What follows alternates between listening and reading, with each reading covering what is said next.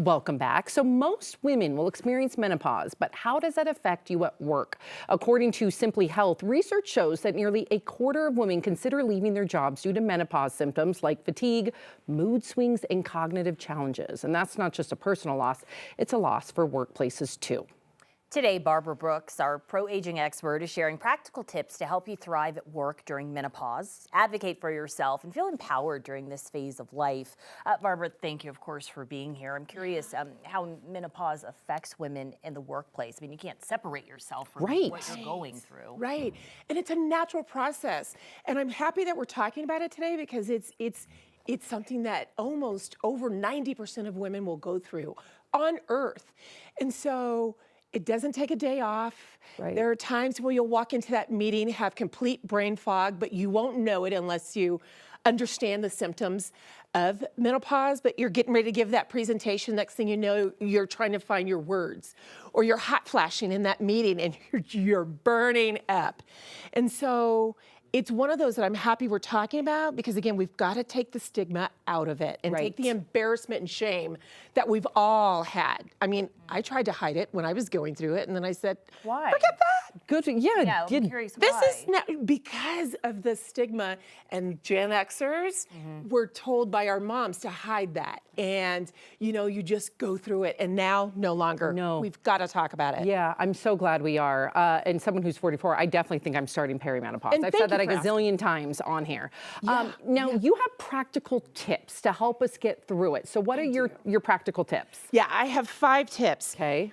Because, as you said, some women, 1 out of 5, will consider leaving the job because of it. So one is you've got to know your rights. So a lot of companies these days will actually have resources and tools and information for you that will help you get through it. It's about having flexible hours. It's about having mental health programs, wellness programs, those kinds of things. So companies now will implore those types of resources and tools, and understanding that this is a part of the woman's body and this happens. So tap into those resources. So tap into that resource and don't be ashamed. So, which leads me into number 2, which is you gotta communicate. It's very important to communicate. Find that manager or that human who can help you make decisions, but communicate how you're feeling and make sure they understand. And it's going to be hard because you might have to tell a male. You might have to tell someone who might not understand. Hopefully companies now, many of them are understanding that they're speaking with those male counterparts on how to work with us in that. And so it's communicating and having conversation with that trusted manager, where if you are embarrassed, where you can have that. And then they can help you with number 1, with the resources and tools. And then number 3 out of 5 is you've got to build a support network. Very important.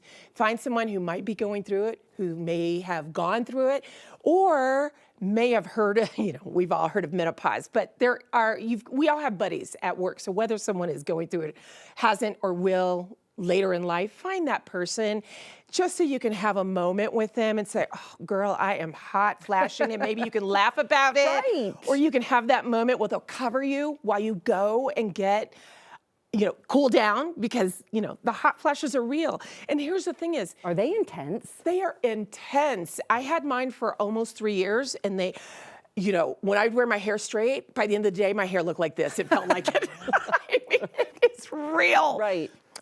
Sweat coming down, the whole bit. And so, and a lot of things people don't know is there's over 80 symptoms to menopause these days. Who knew? No, because we don't talk about it. We don't talk enough about it. Yep. And then number 4 is prioritizing self-care at work, which is something we don't talk about. And so it's literally staying hydrated, making sure you're bringing your water bottle, you're sipping it all day, you forget about it sometimes, about hydrating, make sure that you're doing that.